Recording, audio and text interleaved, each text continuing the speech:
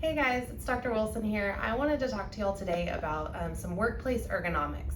We spend a ton of time at our desks working on our computers. So many people are working from home these days, and those long hours at the desk, especially if you don't have proper posture, can really cause some problems for your neck, upper back, low back. So let's start off talking about your chair. You want to be in some sort of good chair, preferably something that can kind of be adjustable to customize it to you.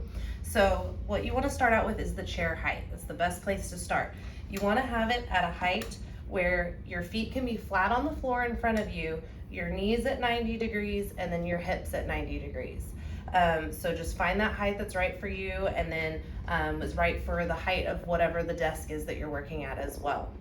So then the other thing is, if it does have armrests, they're great there if you're just kind of taking a break or whatever, but the height of them matters as well. You don't want them too high to where they're pushing your shoulders up like this, but you don't want them too low to where you're tempted to kind of lean to one side or kind of slump forward to be on them. You want them just right here, as you can see with mine, to where my shoulders are relaxed and my arms can rest on there.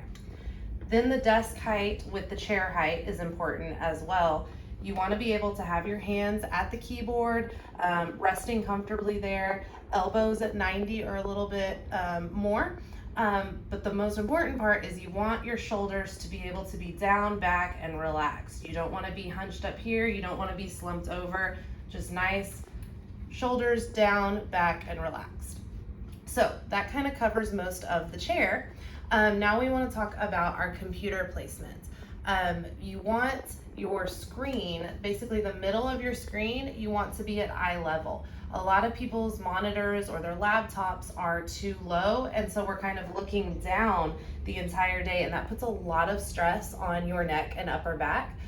So one easy way, if you're working with a monitor like this, is just to grab one of these risers. Got this one off Amazon. It's got a nice little phone holder, does a great job, puts it just at the right height for me.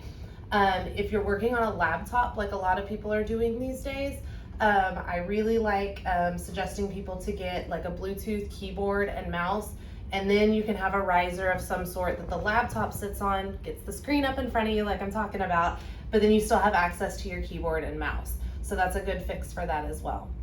This is a one monitor setup. I know some people use multiple monitors. If you are using two, you want the gap between the monitors to be directly in front of you, especially if you use both screens pretty equally. That way you're kind of turning to both sides equally and not just always turning to the right, because obviously that's gonna kind of tire out one side of your neck versus the other. If you do use one screen, 90% of the time and the other one just 10% of the time, I'd go ahead and put the 90% one right in front of you, and then you can turn and work on that second monitor. So that kind of covers most of the ergonomics for your chair, your desk, your computer placement.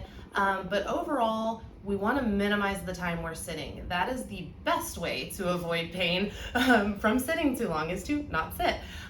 So taking breaks, I really like to recommend my patients either set a timer, or if you've got an Apple Watch or a Fitbit, they've got really good reminders on there to get up and stand up. It doesn't have to be a long break, just a minute or two, get up, stretch, walk around, march in place, whatever. Just get the blood flowing, get your muscles and joints moving, and then you can sit back down and work.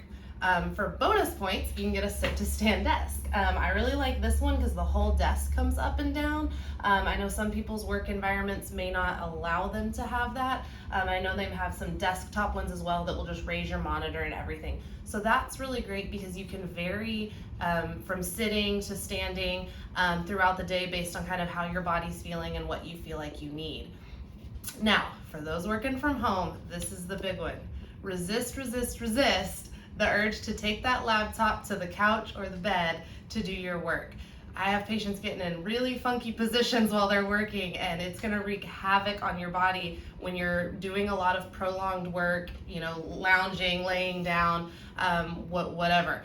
So just don't do that. So with all that said, I hope this has been helpful so you can find the setup that works best for you in your work environment to help prevent those neck and upper back aches, and even low back aches as well. But if you still find yourself at the desk a whole lot and you have pain, give us a call or check out some of our other stretching videos for ways that we can help you out with that.